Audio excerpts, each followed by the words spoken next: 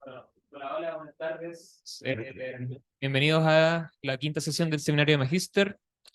Hoy tenemos dos expositores, mis compañeros de oficina, Félix Brokering y Axel Álvarez.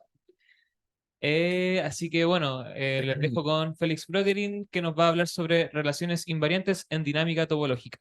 Bueno, gracias Pablito. Como están todos acá, voy a hablar como bacán. Sí, bacán.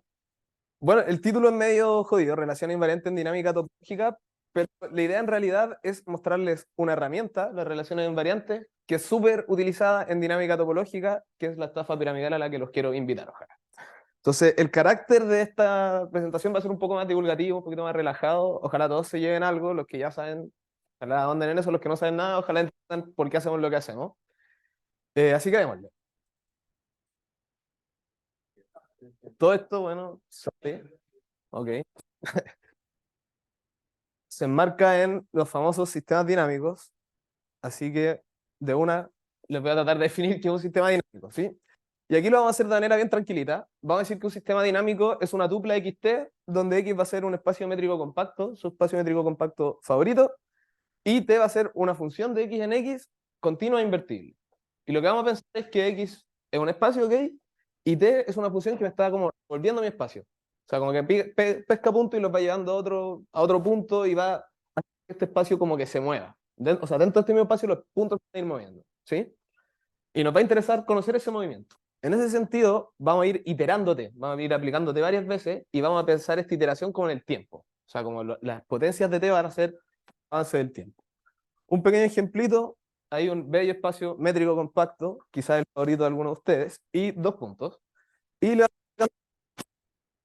y te poner los puntitos, acá para allá, lo va a seguir moviendo y seguir moviendo. Y lo que nos va a interesar es saber cómo se comportan estas distintas trayectorias que van apareciendo. ¿Sí? Ese es como el objetivo de la dinámica topológica. Para darle un par de ejemplos más concretos, ese era como bastante juguete, voy a tomar uno de mis espacios métricos compactos favoritos, el 0,1. ¿Sí? El primero es súper canónico, el famoso toro, que es que ahí vamos a considerar el 0,1, pero vamos a decir que el 0 es igual al 1. ¿Sí? Como que de cierta manera esto se va a ir reseteando. Y la información va a ser pescar un punto y sumarle algo, pero una vez que llego al 1, me reseteo. O sea, va a ser módulo 1. ¿Sí? Y aquí dependiendo de este algo, los sistemas dinámicos que van a salir van a tener distintas propiedades. Si este algo es racional, estos sistemas dinámicos van a ser periódicos, si es irracional van a cubrir todo el 0,1. Y aquí un pequeño dibujito más o menos de lo que pasa. El 0,1, ahí, excelente. Un puntito en el 0,1 y le vamos a ir sumando alfa y lo vamos a ir trasladando, lo vamos a ir trasladando. Cuando lleguemos al borde de allá, ¿qué va a pasar? Vamos a volver para acá y vamos a ir avanzando. ¿Sí? Con lo simple que es esto, este sistema dinámico verdaderamente es de los más famosos, los más usuales, los más estándar si se quiere.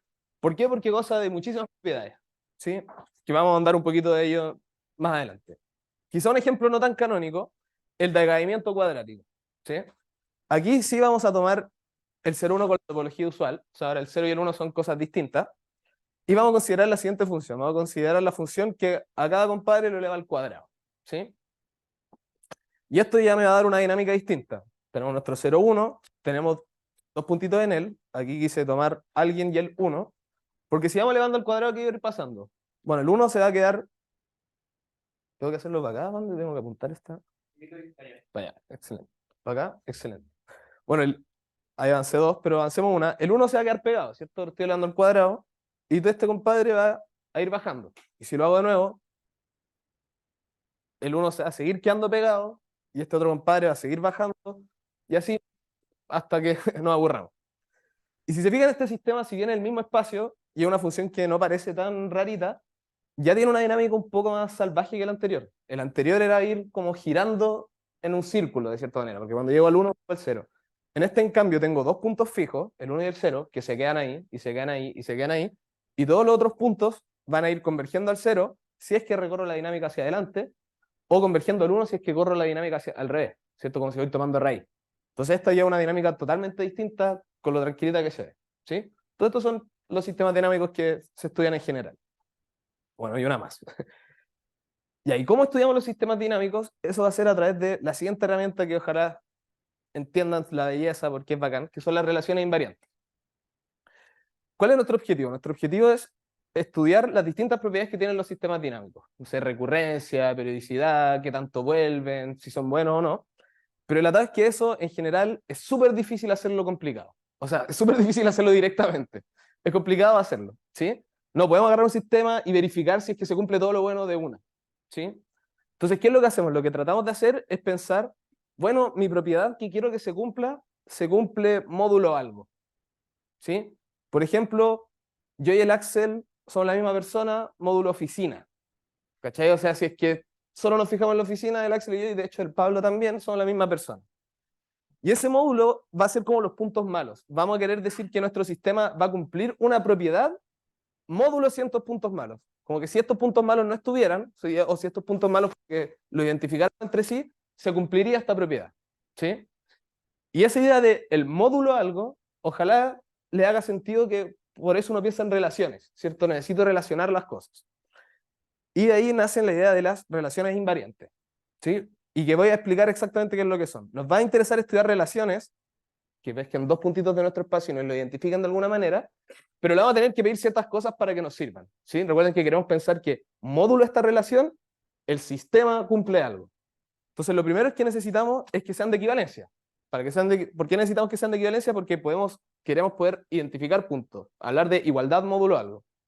Lo segundo que vamos a necesitar es que sean cerradas. Esto simplemente significa que este conjunto R es un cerrado en X cruz X. ¿Por qué necesitamos esto?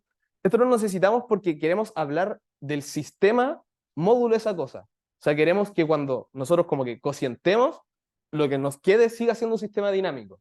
En particular, vamos a necesitar que el cociente siga siendo un espacio métrico compacto. Y eso lo garantiza que R sea cerrado. O sea, en este caso, este espacio cociente va a seguir siendo métrico compacto. Y lo tercero es que vamos a necesitar que sea invariante. Esto significa que si tengo dos puntos que se relacionan, todas sus trayectorias se relacionan. ¿Y por qué hace sentido esto? Porque después queremos mirar la dinámica en el espacio cociente. Queremos decir, ya módulo, si estos puntos son iguales, ¿qué pasa con la dinámica? Entonces no tendría sentido tener dos y después se dejan de relacionar, como que un punto o una como clase de equivalencia tendría muchas dinámicas posibles. Esto nos asegura que no, que es la dinámica de, ¿cómo se llama esta tontera? De una clase de equivalencia, ¿sí? Y lo interesante es que esta termina siendo la única que es intransable. Todas las otras dos como que las podemos transar un poco. Si no es cerrada, bueno, la cerramos a la mala. Si no es de equivalencia, le tomamos como cerradura en el sentido de pillar la clase de equivalencia más, la relación de equivalencia más chica que la contiene, pero esta de acá la vamos a necesitar siempre, ¿sí? Entonces, esto de hablar que un sistema cumple algo, módulo puntos malos, se refiere a esto, que vamos a considerar este sistema, y eso va a corresponder al sistema módulo los puntitos malos. ¿Se cacha más o menos esa idea? ¿Sí? Ya, pero esto no lo queremos hacer a tonta y a loca.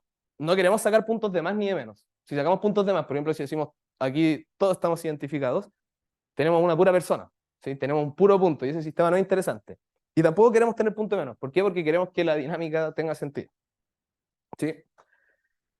Dicho eso, les voy a dar un par de ejemplos para que quede esto más claro. El primero es la distalidad, ¿sí? Que es una palabra en una de esas media pesaditas, pero les voy a tratar de explicar qué es lo que es. Aquí lo que me interesa estudiar es cuándo podemos distinguir trayectorias.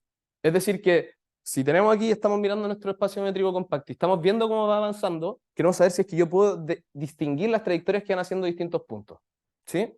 Y eso lo definimos de cierta manera. De cierta manera es distal si para todo par de puntos existe cierto epsilon positivo, tal que sus trayectorias siempre están a distancia de epsilon. Que en una de esas queda más claro que en este dibujo.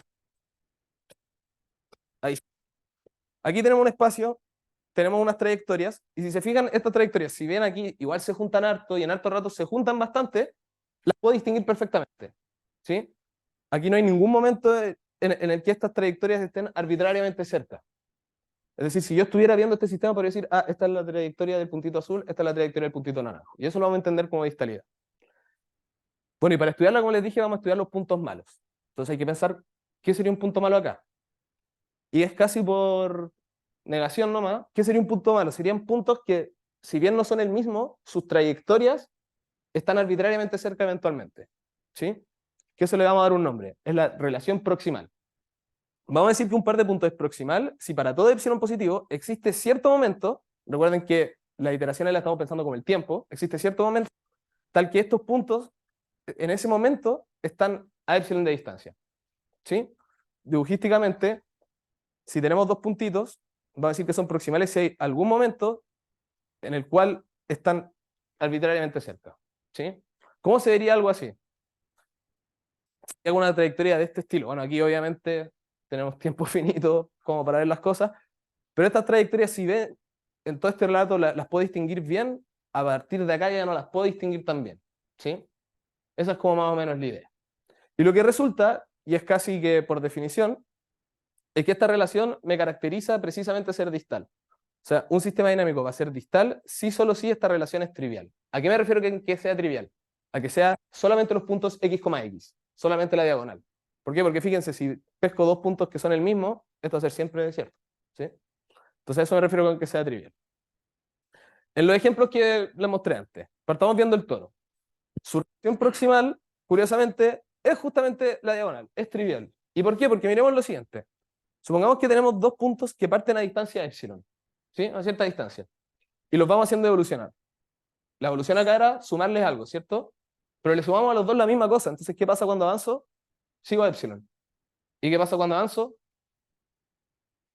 Sigo a epsilon. ¿Y qué pasa cuando avanzo de nuevo? Sigo a epsilon. Mi distancia se mantiene. Distinguir perfectamente las trayectorias. Entonces, la única manera en que yo no pueda distinguir las trayectorias, de que yo sea un punto malo, es que sea el mismo punto siempre. ¿Sí? Es decir, este sistema, bajo lo que le acabo de decir, sería distal. Veamos qué pasa con el decaimiento cuadrático, esto es un poquito más exótico. Aquí la relación proximal se ve de esta manera. ¿Sí? Son todos salvo el 1, con todos salvo el 1, como que todos se relacionan con todos salvo el 1, y el par 1, 1, trivialmente. ¿Y por qué? Porque pesquemos dos puntos cualesquiera y démonos un pequeño epsilon acá.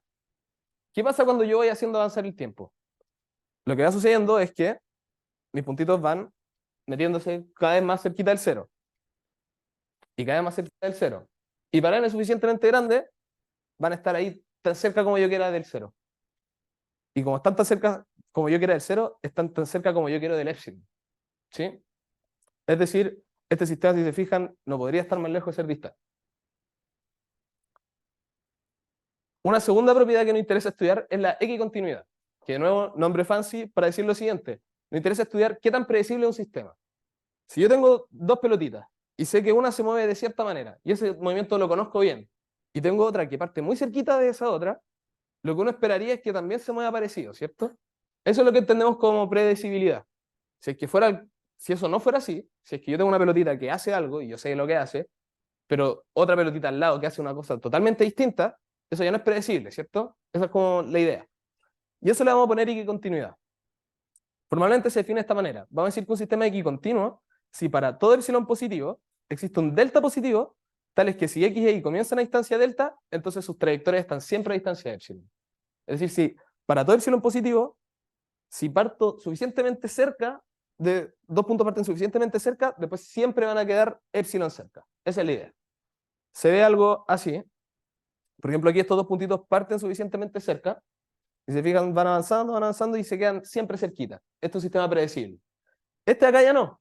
Fíjense que estos puntitos parten bastante cerca, súper razonable, y si bien se mantienen cerquita por un rato, eventualmente cada uno se va por su lado. ¿Sí? Esto es un sistema que ya no sería equicontinuo. Ya, entonces aquí ya no hay que pensar cuáles son los puntos malos. Y aquí es harto más complicado, y de hecho, por lo menos para mí resulta súper sorprendente una manera de caracterizar los puntos malos, que es la siguiente.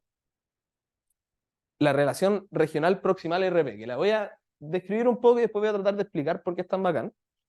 Vamos a decir que un par es regional proximal si, dado cualquier epsilon, yo puedo pillar un x' cerca de x, un y' cerca de y un momento tal que las imágenes de estos dos, los que están cerquita, están a distancia de epsilon. Para que lo se cache bien. ¿Va? Ahí funcionó. Creo que es acá, ¿no? No, impredecible, increíble. Ya bueno. Pongo mi punto X y mi punto Y. Ya, pues ahora. ¿Sí? Pongo una vecindad de tamaño de epsilon. Y ser regional proximal significa que hay alguien de tamaño epsilon, alguien aquí y alguien acá, tal que eventualmente esos alguien están a distancia de epsilon. ¿Y por qué esto caracteriza la equicontinuidad? hay que pensar la equicontinuidad, poner lentes que solo me permiten ver como a distancia epsilon, más o menos, ¿sí? Entonces, ¿estos lentes qué verían? Estos lentes verían, bueno, este está a epsilon de acá, este está a epsilon de acá, y están en el tiempo n, están a epsilon juntitos, ¿cierto? Entonces, como que estos lentes me dirían, bueno, estos dos de acá también van a estar cerquitas. Uno pero aquí a priori no sabemos qué hacen X y Y. ¿Sí? Entonces aquí vamos a decir que dos puntos son iguales si es que como que sus vecindades tamaño epsilon, para cada epsilon, se van moviendo bien, aunque ellos no se muevan bien. ¿Sí? O sea, estos dos puntitos podrían hacer la cosa más loca que se les podría ocurrir, pero sus vecindades se siguen portando bien, en el sentido de que en sus vecindades hay gente que sí respeta esto que queremos. Eh, y bueno, y lo que resulta, y eso es un teoremón de Auslander, es que si tenemos un sistema dinámico minimal, que es un tecnicismo para simplemente decir que todo punto puede alcanzar a cualquier otro punto, posiblemente en tiempo infinito, entonces el sistema va a ser X continuo, sí, solo sí, RP es trivial. Es decir, sí, solo sí, no existen estos puntos como medio jodidos. ¿Sí? De nuevo, damos el ejemplo en X igual a 0, 1. En el toro, no es difícil convencerse que de nuevo va a ser la diagonal. ¿Por qué? Porque todas las cosas, como les mostré antes, están siempre a la misma distancia con la que parten. Entonces, si yo me pregunto cuál es el delta para este epsilon, es ese mismo epsilon. Si parto a distancia de epsilon, voy a seguir siempre en epsilon. ¿Sí? ¿Qué pasa con el decaimiento cuadrático? Ahí RP es todo. Son todos con todos. O sea, este no podría ser menos X continuo. ¿Y por qué? Bueno, ver que el 0,1 abierto, 0,1 abierto está es relativamente sencillo. ¿Por qué? Porque un par proximal, evidentemente va a ser un par regionalmente proximal tomando el 3. Pero ¿por qué están todos con el 1? Porque bueno, si pesco cualquiera y pesco el 1, el hecho de poder tener una ventanita de epsilon ya me permite poder agarrar como un compadre acá adentro. Entonces puedo agarrar a alguien aquí adentro, alguien acá, que podría ser el mismo amarillo, y en tiempo infinito, o sea, en tiempo suficientemente grande, estos dos elevado al cuadrado van a quedar a distancia de epsilon. O sea, este epsilon en verdad me da muchísima holgura. Si bien parece insignificante, ya me permite alcanzar el cero. Es decir, este sistema no podría ser menos equicontinuo. ¿Ok? Bueno, esa es la primera parte. Vamos a ver cómo voy. Chucha, ya. Quiero avanzar entonces a las nociones de independencia. ¿Sí? Estas dos relaciones invariantes que les mostré recién son como súper canónicas, pero muchas veces estas relaciones tienen otro estilo, que son lo que vamos a llamar nociones de independencia. O en realidad pares de independencia. Que lo voy a definir primero, se va a ver muy feo, y después el dibujito lo voy a explicar, espero que bien. Vamos a decir que un par x1, x2 es un par de independencia si toda vecindad producto de ese par tiene, para ella existe un conjunto de tiempos tal que para todo subconjunto de tiempos finito y toda selección que no sabemos que a priori, esta tontera es vacía. ¿Ok? Vamos a ver qué significa esto. Que esto sea vacío significa que hay alguien en él, ¿cierto? Pongámosle Z. ¿Qué significa que hay un Z en esta intersección? Significa que hay un Z en cada una de estas preimágenes. ¿Qué significa que está en esas preimágenes? Que si le tomo este tiempo a ese Z, está en ese conjuntito U sub Sn. ¿Sí? Escribámoslo así mejor. Es decir, ahora lo que me está diciendo es que si pesco cualquier par de vecindades, entonces va a existir un conjunto de tiempos tales que para todo subconjunto finito de tiempos y toda como forma de seleccionar unos y dos, si fijan, S es como una función que agarra un tiempo y me entrega un 1 y 2, va a existir cierto Z que en cada tiempo va a estar en la vecindad que yo escogí. ¿Sí? Piensen en el S como 1, 2, 1, 1, 2, como una secuencia de unos y dos. Esto significa que haber alguien que cuando yo le voy viendo en dónde está ese tiempo, va a estar justo en la vecindad que yo escogí. Y esto para cada función de selección. ¿Sí? El dibujo en una de esas lo hace más claro. Tenemos dos puntitos, tenemos una vecindad. ¿Sí? Lo que me dice esto es que si yo hago avanzar el tiempo, esta es la misma vecindad como que solo ha pasado el tiempo. Entonces va a existir una secuencia de tiempos, que aquí yo le puse N1, N3, N4. Esta secuencia podría ser posiblemente infinita. Y lo que va a suceder es lo siguiente, que si yo escojo cualquier subconjunto finito de estos tiempos, pongámosle esos cuatro de ahí, ¿sí? Y yo escojo para cada uno de esos tiempos, o la 1 o la 2, como cierta trayectoria si quieren, entonces va a haber un compadre que me hace esa trayectoria. Y si yo digo, ya bueno, seamos catetes, te escojo otra selección, va a haber un compadre que me hace esa trayectoria. Y si yo digo, ya, bueno, te cambio los conjuntos, el conjunto finito que utilicé y te pongo una selección, va a haber un compadre que me hace la trayectoria. Y si en esta nueva conjunto finito te cambio de nuevo la selección, va a haber alguien que hace la trayectoria. Y hasta, por como temas de compacidad, yo puedo decir, bueno, ya, pero te escojo uno para cada tiempo, posiblemente infinito. Muchas veces por cuestiones de compacidad va a haber alguien que me hace esa trayectoria. De cierta manera, estos puntos son independientes. ¿Por qué? Porque me puedo ir moviendo en esta secuencia de tiempo como yo quiera. Pensemos la dependencia al revés. Que fuera dependiente significa que en algún momento, por haber estado en la vecindad 1, por ejemplo, ya no puedo estar en la vecindad 2. ¿Sí? Eso significaría dependencia. Aquí independiente porque si estoy en la vecindad 1, bueno, puedo estar en la 2, pero puedo volver a estar en la 1. Y puedo estar en la 1 3 veces y después estar en la 2. Como que estos dos puntos los puedo mezclar, entre comillas, de la manera que yo quiera. Y no en realidad los puntos, sino que como sus vecindades. ¿Sí? ¿Se cacha más o menos la idea? ¿Sí? Bacán. Y lo sorprendente es que estos pares de independencia suelen ser una relación invariante y suele tener implicancias bacanes. Y todo eso va a depender de lo que le pidamos a este conjunto I. Este conjunto I yo lo dejé en el aire, pero le puedo pedir cosas. Y si yo le pido cosas, va a cambiar mi tontera. Por ejemplo, la entropía.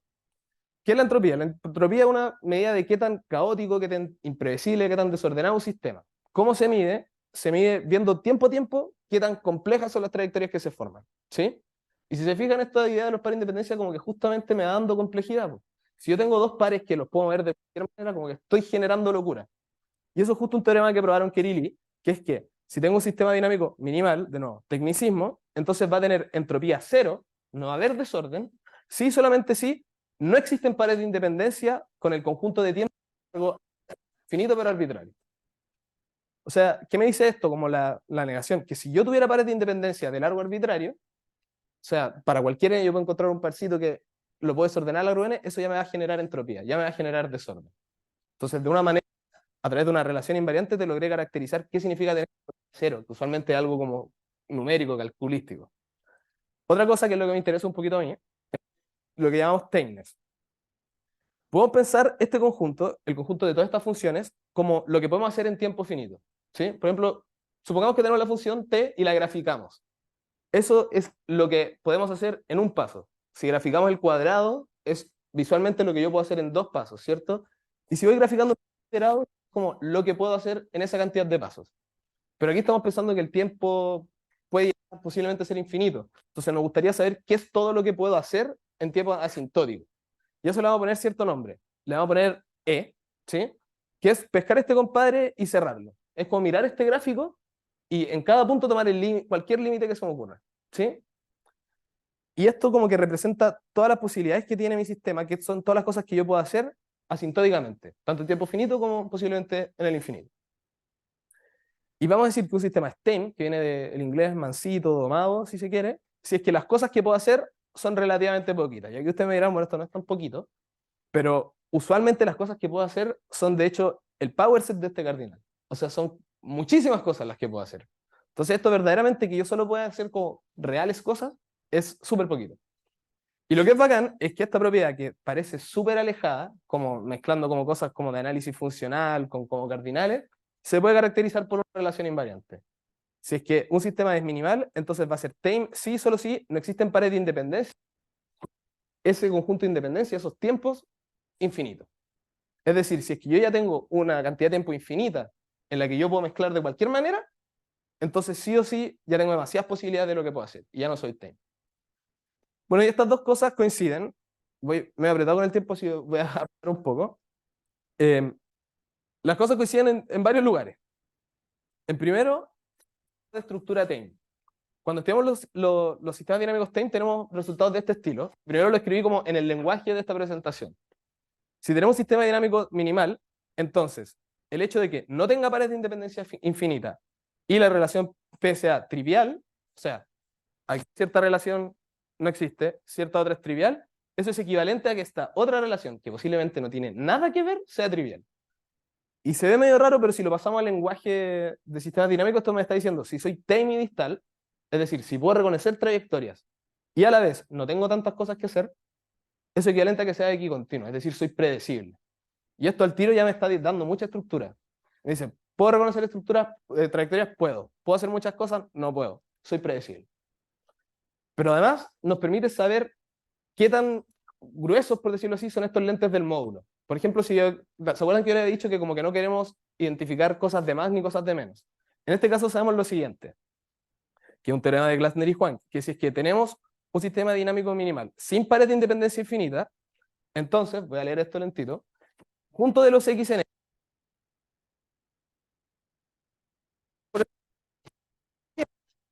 es decir, los x, cuando miro con quiénes se relacionan, hay más de una persona, más de un punto ahí, es un conjunto magro. ¿No? Análisis es una unión numerable de cerrados de interior de cerrados de interior vacío, como conjuntos flaquitos, como líneas, si quieren. El lenguaje ya dinámico significa que si es que Dane, o sea, entonces este cociente, que como que me queda tan predecible, es casi 1 a 1. O sea, para todos no tengo ¿sí? También estas cosas coinciden en un área que llamamos nil sistemas, ¿sí? Que es bastante interesante. Y todo esto viene de darse cuenta que esta relación RP se puede caracterizar de otra manera. Vamos a definir la siguiente relación. Vamos a decir que dos puntos son regionales proximales de orden 1 si es que existen dos secuencias de tiempos tales que pasa lo siguiente. En la primera secuencia de tiempo, el punto X llega al segundo. En la segunda secuencia de tiempo, el punto X llega al segundo. Y cuando mezclo estas dos, como que veo la suma de los tiempos, también llego. O sea, como que de X y Y puedo llegar por una secuencia de tiempo, por otra o por la mezcla. ¿Sí? Y lo que resulta interesante es que en el caso minimal está justo la relación regional proximal que dependía de la predecibilidad. Y esto lo podemos generalizar para D mayor o igual a 1. Por ejemplo, esta es la relación regional proximal de orden 2. Vamos a decir que algo es regional proximal de orden 2 si ahora, en vez de existir dos secuencias, existen tres secuencias de tiempo, tales que en cada una de ellas llego al punto Y, pero también en la mezcla de cada par de ellas llego a Y, pero también al mandar las tres al mismo tiempo llego a Y. O sea, llego a Y con una secuencia de tiempo, con otra secuencia de tiempo, con otra secuencia de tiempo, en cualquier mezcla de estas tres, cualquier mezcla de las dos, y en las tres a la vez. Como que llego de manera muy estructurada. Y para D en general se puede decir que, vamos a decir que esto está en RPD si existen D más un secuencias de tiempo, tales que en cada una llego, en todas llego, y para cualquier combinación finita de estas secuencias, también llego. O sea, como que llego de manera muy estructurada. Ok. Ok, y esto, ¿por qué hace sentido? Porque hay un tipo de sistemas que son bacanes, que son los nil sistemas. Un nil sistema es un sistema dinámico, bueno, un nil sistema de orden D, si corresponde a una acción de un grupo nilpotente de orden D sobre una nil variedad, si tiene cierta estructura geográfica interesante, ¿okay? Que tiene que ver como con la conmutatividad. ¿Sí? No me importa que se queden exactamente con lo que es, pero un nil sistema es básicamente algo que tiene una estructura algebraica que nos interese, que es bacán. Y lo que resulta, demostrado por Hofstadter y más, es que un sistema dinámico minimal es un sistema de orden D, si solo si no tengo estos pares que como que llegan de manera muy estructurada de un punto al otro. Más aún, puedo hablar de un sistema infinito, que es que ahí voy a definir la relación proximal de orden infinito como la intersección de todas las otras. ¿Sí? Y vamos a decir que un sistema dinámico es un sistema de orden infinito si es que estos puntos no existen. Y aquí un resultado que es de Dong, Donoso, más Sharp, es que en ese caso, esta relación, que si se fijan, una intersección de relaciones invariantes, en verdad coincide con los pares con el conjunto de pares de independencia, donde I termina teniendo una estructura algebraica bastante para los que le suelen llamar conjuntos IP. ¿Sí? Entonces estas cosas terminan intersectando de maneras bastante buenas y nos permiten caracterizar cuándo un sistema tiene las estructuras que queremos. Entonces, para cerrar un poco y contarles qué es lo que he hecho yo, si todavía el tiempo me lo permite, lo primero es que he trabajado harto en la intersección de lo tame y lo nil. ¿Sí? Lo que hicimos casi todo el primer semestre fue estudiar esta relación regional proximal en este conjunto del que yo les había hablado. Yo les conté que era como pensemos que son las cosas que podemos hacer, pero con cierto trabajo este compadre lo podemos dotar de una dinámica, de distintas cositas, y es un sistema dinámico. Entonces también hace sentido preguntarse cuáles son los regionales proximales dentro de esta cosita. Y una de las cosas que mostramos es que si X sistema es tame, es decir, no puedo hacer tantas cosas, entonces que dos funciones, recuerden que esto es un conjunto de funciones, un poco medio ido, se van a relacionar en este sentido de predecibilidad, si es que se relacionan, perdón, son iguales en un G delta denso, que eso simplemente son casi iguales. O sea, son casi la misma función. Es decir, que estas funciones como que tengan esta relación de predecibilidad, significa que son casi iguales. Y esto es bacán, que lo que falta para que sean iguales es ser nil. Y este es un teorema que hemos demostrado, que es que si tenemos, puede ser finito, puede ser el infinito, y tenemos un sistema de orden D, entonces si además soy tame, es decir, además cumplo esto, entonces soy X continuo. Es decir, si tengo una estructura algebraica bacán, ¿sí? De independencia, entonces, y ahora en lo que hemos trabajado, bueno, que es lo que escribí ahí. Lo que hemos trabajado harto es lo tame desde la perspectiva nil. ¿Y por qué? Porque lo nil está súper estudiado. Se conoce muy bien, se entiende por qué aparecen los pares de independencia, se entiende bastante bien. Pero en lo tame todavía no. En lo tame como que ya aparecieron los pares de independencia, pero no está del todo, no es del todo claro por qué estamos trabajando con independencia cuando lo tame está en otro lado. Entonces, una idea es como posiblemente, bueno, si entendemos también lo nil, que hay independencia, en una de esas ideas nos pueden ayudar a entender lo tame. Pero lo nil tiene que ver con conjuntos de independencia finita y lo tame con de infinita. Entonces ahí hay un paso que hacer, y hasta ahora lo que vamos a mostrar es lo siguiente, que es que no sé si recuerdan esta relación RP infinito, era intersectar todas las otras, ¿cierto? Es decir, tengo, para cualquier largo, tengo esas cantidades de secuencias que llegan bien, y lo que nosotros demostramos es que no solamente para cualquier D tengo esa cantidad de secuencias, sino que puedo tener infinitas secuencias, tales que en cada una de esas infinitas secuencias llego, y en cualquier mezcla finita de esas infinitas secuencias llego. ¿Sí? O sea, por ejemplo, el RP3 era que tengo 4 secuencias en las que llego y en las mezclas también. Hemos descubierto que el RP infinito es aquel, o sea, se puede caracterizar como que tengo infinitas secuencias en las que llego y en cualquier mezcla de ellos también. Y de hecho, como para el que le interese, siendo un poquito más volado, si quiere, lo vamos a hacer para un ordinal. Y lo podemos coger. Dejamos su ordinal favorito infinito, entonces podemos tener una cantidad de secuencias tales que llegan eh, tratando de ver si es que hay un Elohim Nil. Y eso no me extendió tanto, pero gracias.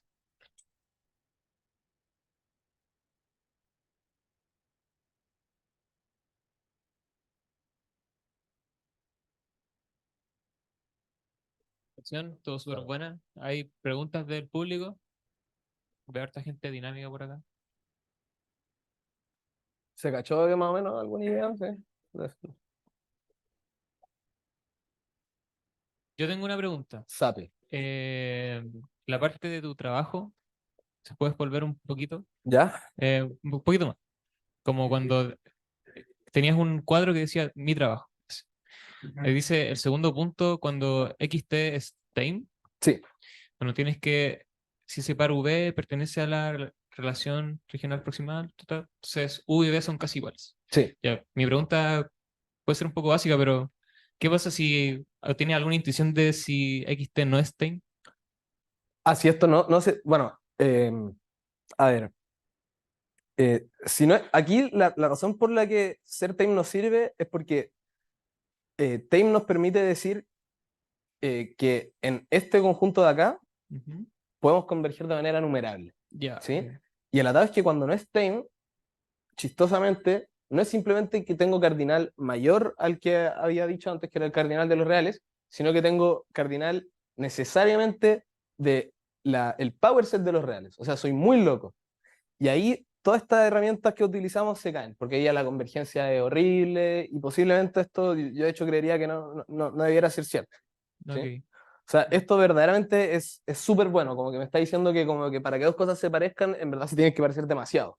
Y Ujú. para que se parezcan como regionalmente, ¿sí? O sea, en el caso no tame, aquí que tenga dos cosas regionales proximales en el semigrupo de Ellis, verdaderamente no me diría mucho, por no decir nada.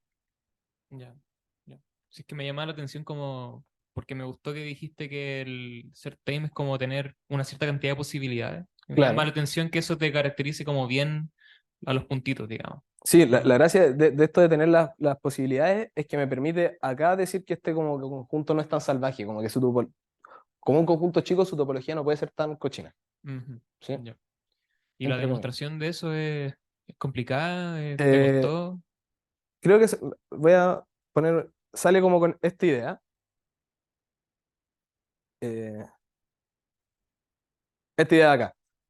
Esta misma caracterización sigue siendo cierta cuando mi espacio es un poquito más loco, como el E.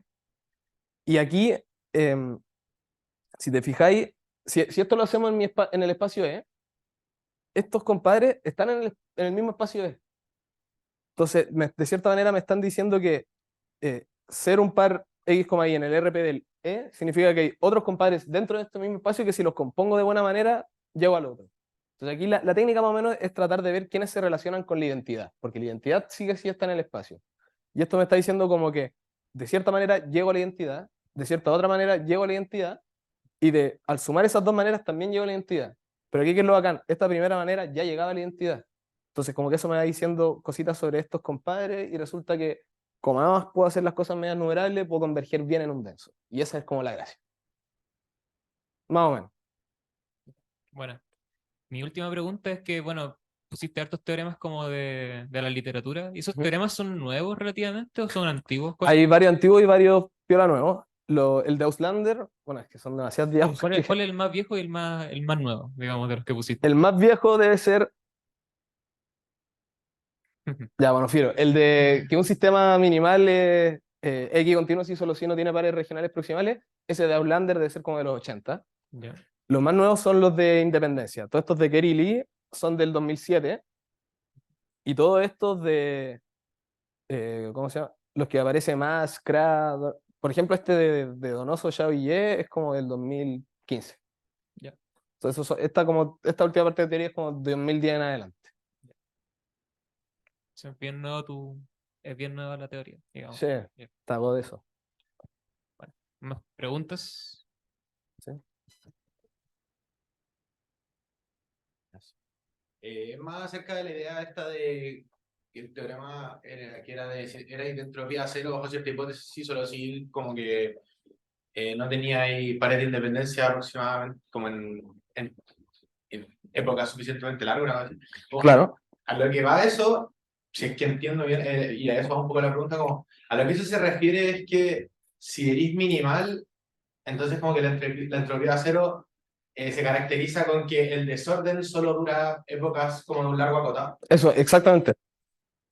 Cuando Ya. soy minimal, si es que yo para como cualquier largo te puedo encontrar puntos que me desordenan ese largo, lo que me dice eso es que en este cálculo de complejidad, porque va a haber un término que no se va a poder morir, ¿sí?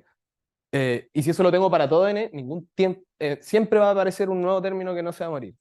Si en cambio, si no tengo esos pares, eventualmente todos los términos van a morir, voy a tener entropía cero. Así que sí, justamente eso. Ya va. Gracias.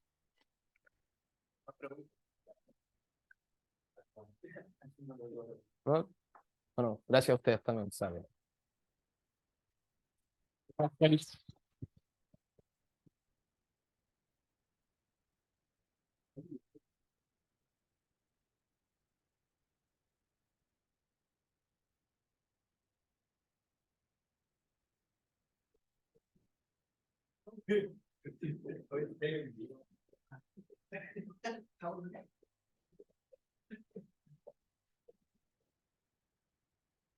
Cambia acá. Sí, si quieres, yo hago eso, instalas el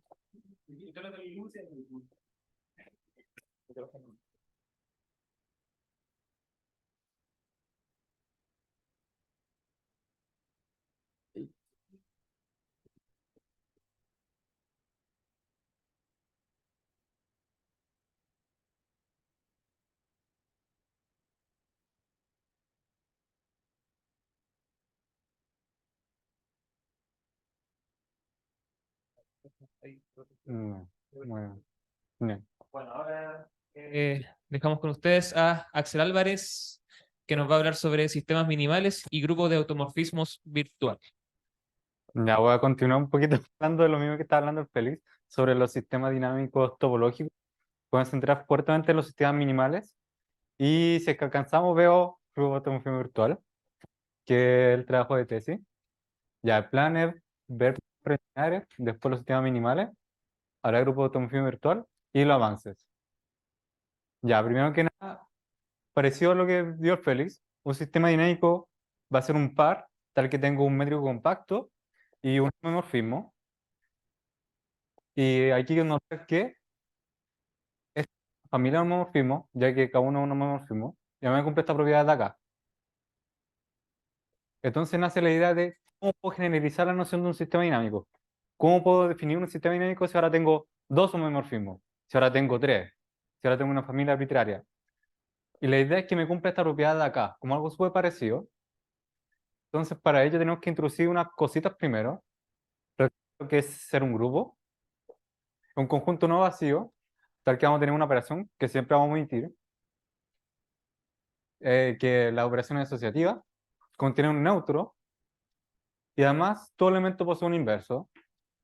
Y si tener un conjunto T, solamente esta fase que es asociativa, como no pedirle nada, básicamente, vamos a decir que va a ser un semigrupo. Ya, y ahora, ¿qué pasa si le añadimos una topología? Porque nos interesa estudiar sistemas dinámicos topológicos. Tenemos una tripleta, tal que T, tau es un espacio topológico, T, la operación es un grupo, y la gracia es que multiplicar dos cositas, esa operación es continua, e invertir también es continuo. Y de ahí nace la generalización del espacio dinámico topológico. Y ahora esto es mucho más larga. Tenemos primero X, un Hausdorff compacto, quitamos la metricidad de por medio. T, un grupo topológico. Y H, un grupo de homomorfismos que están indexados por este grupo topológico T. Y la gracia es que esta familia de homomorfismos me cumple esto aquí. O el phi de la identidad, también la identidad. El phi de TS, sea phi de T compuesto con phi de S. Que era lo mismo que teníamos antes, cuando teníamos como la operación era T más S, que phi de T más S es igual a phi de T por phi de más por phi de S. Y usualmente el H lo omitimos, nunca lo escribimos, y nos referimos a X, T en lugar de X, T, H. Y se hace este abuso de notación, como otro abuso más todavía, es que el phi de T decimos este, omitimos el phi también. Entonces cada vez que hablemos de T de X, realmente es phi de T evaluado en X. Y la primera noción de que vimos de sistema dinámico topológico se recupera cuando T son los enteros y solamente estoy trabajando con un homomorfismo, ya que cumplía las mismas propiedades de acá. ¿Sí? Ya. Ejemplo. El primer ejemplo es más clásico que no usó el Félix. Como los más clásicos ya se los robó. Si consideramos las secuencias de enteros que son valores y el homomorfismo tal que me cumple esto de acá, tal que phi de x de y me envía a x de y más 1. Es como, por ejemplo, que yo pesque a lo de la segunda fila y los corra todo uno a la derecha. Eso hace la operación. Nada más. Y como vimos antes, esto es un SDT con t igual a z y h como esto de acá. Y este se le conoce como el shift, que es el ejemplo más clásico de simbólica y de sistema dinámico topológico. Ya, pero aquí todavía tenemos cuando el t es solo entero. Como que veamos qué pasa cuando tenemos más, solo entero. Un poquito más complicado. Ahora consideramos un grupo topológico cualquiera y consideramos el conjunto de las funciones de valores reales. Pero estas funciones son continuas y acotadas. Y ahora tomamos un f en las continuas y un t en el grupo topológico y definimos phi de t de f como f de t. Y f de t es que es f de t de x. Y ahí notar que, ¿qué pasa si uno pone la identidad acá? Me da phi de e y phi de e me entrega f de e de x. Pero la identidad, si que es de x, es x. Entonces siempre me entrega f de x. O sea, no me hace nada. Ahora si tenemos la composición de estas dos cositas, cuando aplico phi de s, me lleva a f de s. Ahora si le aplico esto de acá, me lleva a f de t de s de x. ¿Por qué? Esto me evalúa en s de x. Entonces esto es f de t de s de x, aplicando nuevamente la definición de f de t. Y esto es phi de t de s de x. Entonces me cumplen las propiedades. El único problema es que esto de acá puede ser no compacto, como para que tengamos la definición de sistema dinámico topológico. Pero no hay problema, nos restringimos a un compacto. Y ahí se soluciona. Entonces ahora tenemos que el sistema dinámico esté con t cualquiera y h son estos phi de t, porque me cumplen esta propiedad. Y ver qué homomorfismo es. Ya, iba a hablar nuevamente ahora como de proximalidad, pero ahora como cuando quitamos la metricidad, es si yo tomo dos puntitos en sí proximales, si es que existe una trayectoria, que en este caso tenemos que verla con redes, tal que la trayectoria como a tiempo infinito converge a z para el x y para el tiempo para el y también converge a z. Entonces en el infinito estos puntitos son iguales. Eso es lo que me interesa. No me interesa cómo están al medio, solamente asintóticamente. En espacio métrico se puede ver que, de hecho, cuando estos ínfimos de acá son 0. Y nuevamente, igual que el Félix, vamos a denotar como los pares proximales, como P de X. Y un sistema se hace distal si no tiene pares proximales. O sea que esta relación sea la trivial, solo la identidad, solo la diagonal. O sea que todos los puntos distintos son distales entre ellos. Y ahora hablemos ya de los sistemas minimales. Voy a introducir como rápidamente. Primero que un conjunto invariante es que si yo a este M le aplico mi dinámica, sigo estando dentro de M. Si me voy moviendo, sigo estando adentro, no me salgo de este M. Por eso es invariante. Y un minimal se va a decir que un subconjunto tal que cerrado, no vacío, invariante, tal que no posee subconjuntos propios que satisfacen esta propiedad. Ya, pero ¿qué es lo interesante de los minimales? Es que es un sistema más pequeño que uno puede tener. Como no puede tener un sistema dinámico dentro que él. Como si tiene otro dentro, es el mismo. Esa es la gracia minimal, por eso minimal. No hay uno más chiquitito que él. Y hay una observación es que genera interesante es que se cumple esto de acá, que de hecho la clausura de T de X me da como todo el conjunto M, si es minimal. Y un sistema dinámico se va a decir minimal si ahora este conjunto M es el propio X. O sea, no tiene sistemas dentro de él. No puede existir sistemas más pequeños que él.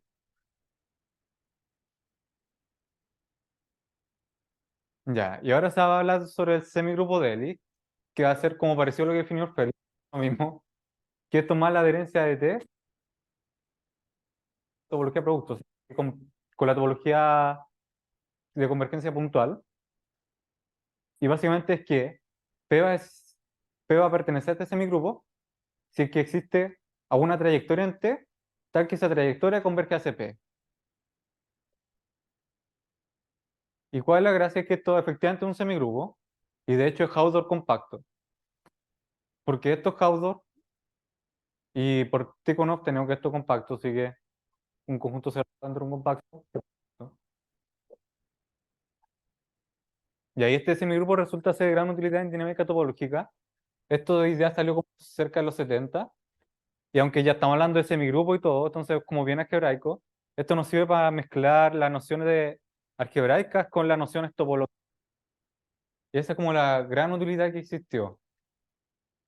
Por ejemplo, una aplicación es que los proximales se puede reestrizar también usando el semigrupo de Ellis. Es que existe un P tal que P de X igual a P de Y.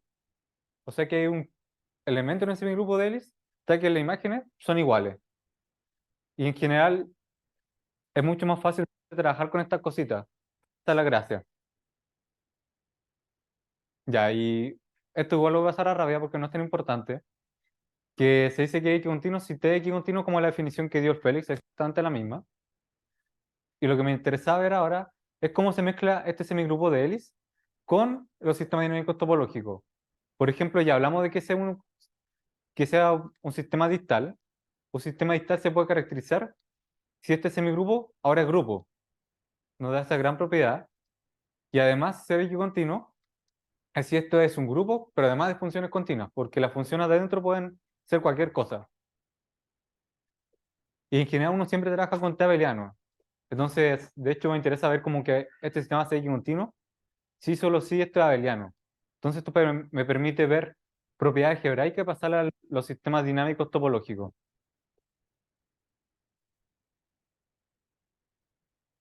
¿Alguna duda hasta acá?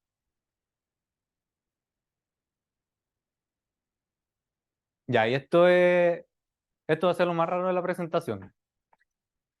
Le adelanto, que es la del sistema minimal universal.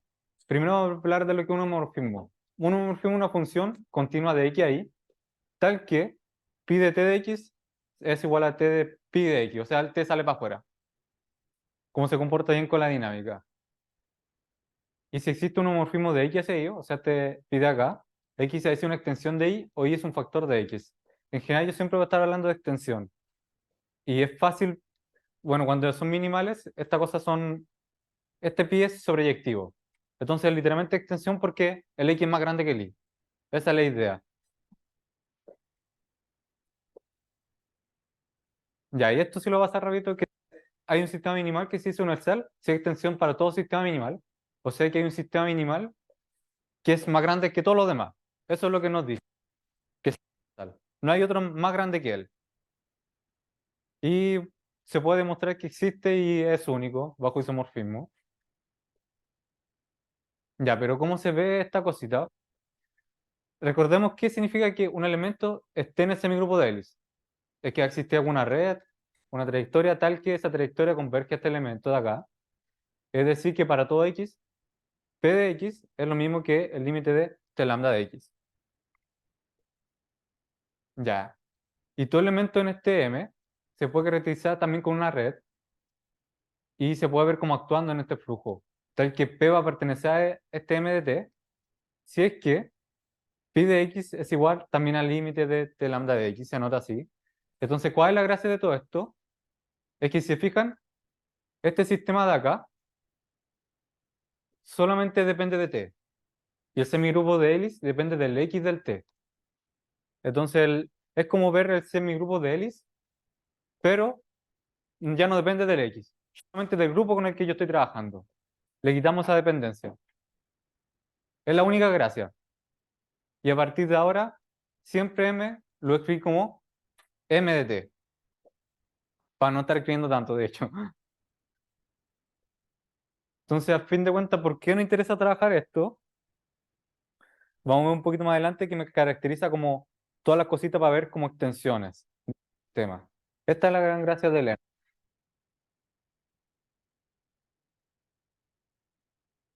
Ya. Y uno puede tomar un idempotente en M, o sea que U al cuadrado me queda igual que U. Y un grupo G, tal que G es U por M. Y este grupo con identidad U, la única gracia es que piensen que es un grupo subconjunto de M. Es lo único que me interesa para la presentación. Y defino esta cosita de acá, que son todos los elementos tal que me fijan un cero. O sea que si yo alugo G en X0, me queda igual, que es punto fijo para esos elementos de ahí. Y esto resulta bastante útil para estudiar los homomorfismos. Esa es como la gran gracia. Solamente para estudiar estas cositas.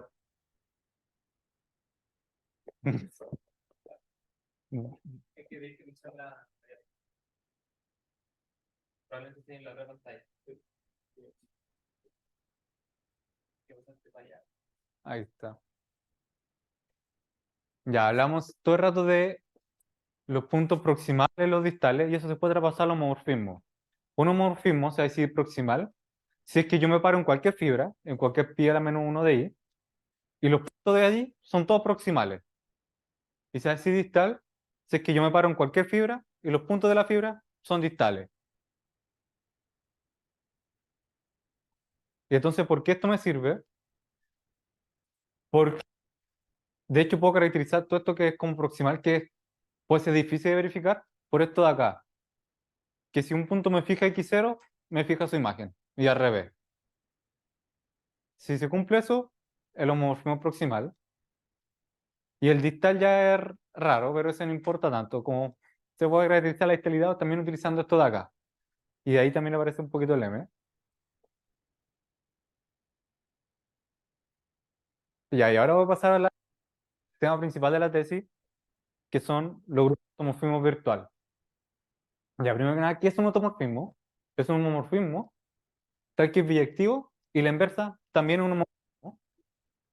Entonces a este se le dice automorfismo y el grupo de automorfismos se lo nota como out de X. Y un pequeño, lo que es su normalizador.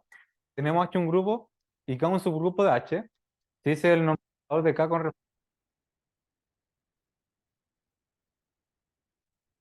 me sigan siendo K. Y si este normalizador me da todo el grupo, entonces K es normal. Y se le denota como esta cosita de acá. Ya, ¿y por qué aparece este objeto? Es porque se demostró hace unos años este teorema de acá, que si uno tiene un sistema minimal y los puntos que me fijan en X0, y se define este phi de H, tal que al P de X0 le meto el H entre medio. Entonces, si yo tengo un automorfismo, existe un H en el normalizador de A, tal que, de hecho, ese automorfismo es phi de H. Y la inversa se cumple como esperaría. Y de hecho, si yo tomo cualquier elemento G, y estas cositas están bien definidas, entonces ese elemento, de hecho, sí está en el normalizador, y phi de H es un automorfismo. Entonces, por eso me interesa cómo estudiar los normalizadores de este grupo de acá. Porque esto me caracteriza a todos los automorfismos. Pero ¿cuál es el problema? Es que si yo me defino phi de H, no necesariamente está bien definido. Por eso uno pide esta cosita de acá. Porque uno puede suceder que tenga esto de aquí. Que si tiene P de X0 igual a Q de X0, implique que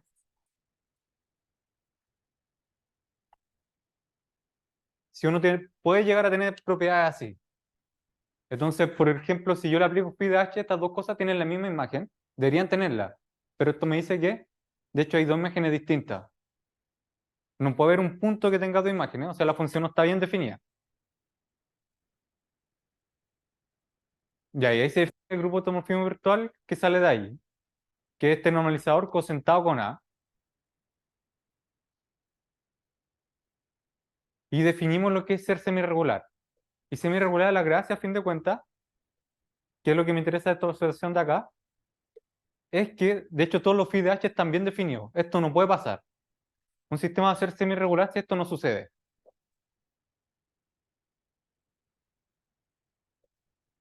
Y ahí demostraron en 2019 que el animal distal con T discreto sea totalmente desconexo, entonces es semirregular. O sea, esto nunca puede suceder. Y de hecho demostramos hace poquito que podemos quitarle posible T discreto. Siempre que uno tenga un distal, esto va a ser semirregular. Y por ende también todo lo X continuo. Entonces hay una pregunta interesante como, ¿cuándo esa cosa es semirregular? Porque ese distal igual es raro en general. Por ejemplo, los chips, con un objeto súper interesante, en general no son distales. Y ahí, ahora vamos a pasar como a lo que hemos avanzado en dos cositas principalmente, que es producto de sistema. Por ejemplo, una pregunta interesante es, ¿el producto de sistema semirregular es semirregular? ¿Qué pasa con el grupo de automorfismos de un producto? ¿Será el producto de los grupos de automorfismos?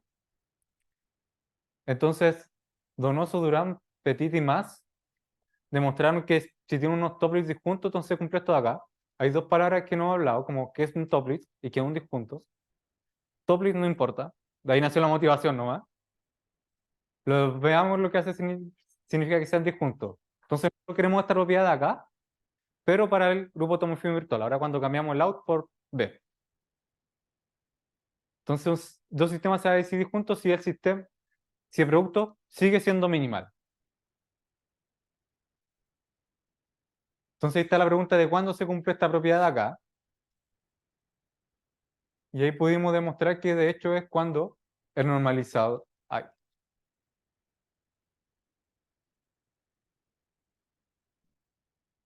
Ya, ahí sí. Cuando uno tiene este A y B, como los puntos que me fijan X0 en X e Y0 en Y, esto se puede separar en el producto sí, solo sí. Uno puede separar la intersección del normalizador por la intersección de los normalizadores. Con una probabilidad súper interesante y en algunos casos fácil de verificar, pero solo en algunos. Y de hecho en los casos que nos interesaban sí lo eran, así que está bien. Que era justamente estos de acá. Ya, y lo otro que puedo hablar como muy rápidamente, cuan- eh, ya, que son los sistemas de orden D, que se mezclan un poquito con lo que habló de los unisistemas, pero del lado un poquito más algebraico. Primero, hay que recordar algunas cositas de álgebra. Uno define, si toma un grupo y dos elementos en este grupo, uno define el conmutador de estos dos elementos como G a la menos 1, de H a la menos 1, de G de H. Y si uno tiene dos subconjuntos de G, ahora el conmutador de K, L, ese subgrupo que es generado por todos estos elementos de acá. Y uno puede definir como la siguiente cadena para este H de acá. H de 1 sigue siendo H. H de K más 1 es el conmutador de H de K, coma H. Y se dice que este grupo de acá va a ser nilpotente de orden D si en el paso de D más 1 es trivial, es solo la identidad. Ya, pero a nosotros nos interesa como estudiar sistemas dinámicos topológicos. Entonces, ¿qué pasa si ahora en vez de un grupo trabajamos con un grupo topológico? Como que, ¿qué podemos cambiar? Entonces, para un grupo topológico consideramos las mismas cositas. La diferencia vamos a considerar el conmutador de K, L, top, como el subgrupo cerrado. Entonces, en vez de considerar un subgrupo cualquiera, como digo, subgrupo generado por esto, lo cerramos. Y ahí le añadimos la parte topológica nueva. Es la única diferencia. Y se puede hacer exactamente lo mismo. Como defino una secuencia de subconjuntos cerrados, tal que H1 me da H, H de K1 me da el conmutador de H de K y de H. Y se va a decir topológicamente nilpotente de orden D, si es que en el paso D más 1, esta cosita es trivial.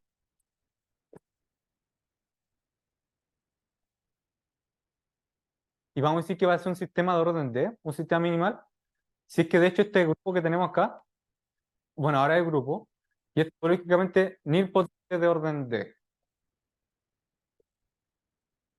que se mezcla harto con los sistemas por una cosita que mostraron Donoso como en 2015.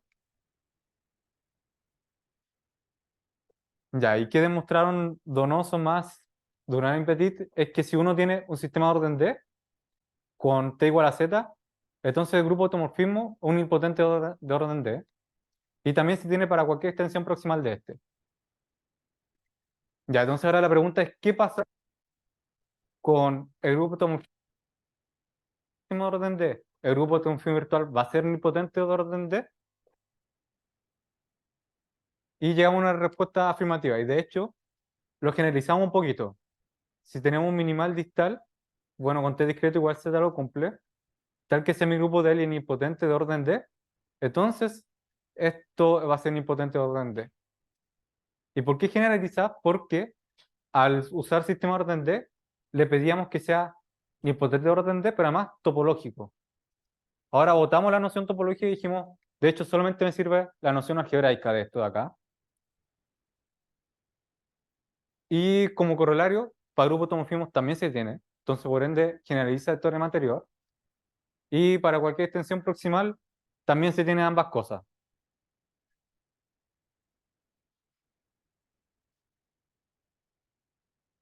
Ya. Y ahora estamos preguntando como la recíproca. Como intentar que sea la recíproca. Como cuándo sucede este tipo de cosas. Entonces, para ello, notamos que si tenemos esto como un grupo nilpotente de orden D, entonces este grupo G que vimos antes, de hecho es un nilpotente de orden D. En si es extensión proximada de un equicontinuo, entonces su G a lo cual era súper parecido a lo que teníamos antes, porque si tenemos que equicontinuo, el semigrupo de Ellis era abeliano. Y de hecho, si es ahora tenemos la recíproca. ¿Qué pasa con la recíproca? Si tenemos que G nilpotente de orden D, será extensión proximal. Y vimos que cuando la región proximal es cerrada, lo es. Pero nosotros tenemos el mito de que de hecho es siempre. Entonces ahí está como trabajo futuro. ¿Se tendrá la recíproca? O sea, es decir, que si yo tengo G abeliano, ¿será extensión proximal de un X continuo? Como si yo no le pido ahora nada más. O más generalmente, si es G nilpotente de orden D, ¿será extensión proximal de alguien con semigrupos de orden D? Y para ello sale un poquito las relaciones proximales de orden D que habló el Félix en la presentación pasada, porque hay que estudiar esas cositas. Y bueno, aquí se ve todo feo, pero la gracia es como cómo se comportan estos puntos de acá. Como si uno llega a una cosita así, se gana. Pero el problema es que tenemos que definir esta adherencia de acá. Y es como con respecto a qué adherencia. Porque el problema de G es que no es compacto. Se puede definir otra topología de ahí, pero le quitamos también Jaudo. O más general, ¿qué pasa con orden D? Que cambiamos el 2 por D nomás. Y las otras preguntas a estudiar son para producto, como lo que es cierto si todo es irregular. Y yo creo que es falso, pero no hemos pillado ningún ejemplo. Cada implicancia debe ser falsa. Entonces estamos estudiando cuánto esta cosita puede ser semi-regular. Semi-regular en un chip. O no entendemos de hecho qué es ser semi-regular. Tenemos la propiedad como la definición y trabajar un poquito con ella, pero no sabemos qué significa, cuál es la intuición detrás. ¿O qué? Entonces estamos estudiando esto de acá también. ¿Y qué condiciones se pueden dar para que un chip sea semi-regular? Tampoco sabemos ninguna. Y con eso concluye la presentación.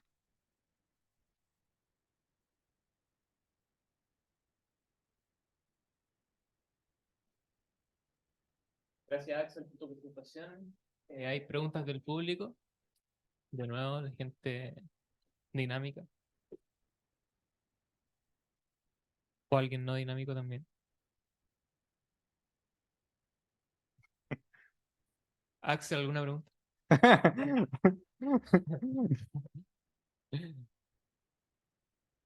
Ujú. ¿No? Bueno, si no hay más preguntas, si no hay preguntas, agradecemos a Axel de nuevo.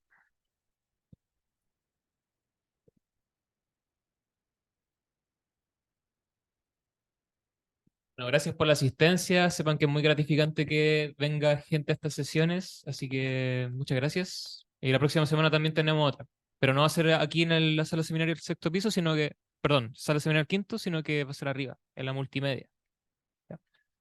Porque hay una defensa. Bueno, adiós.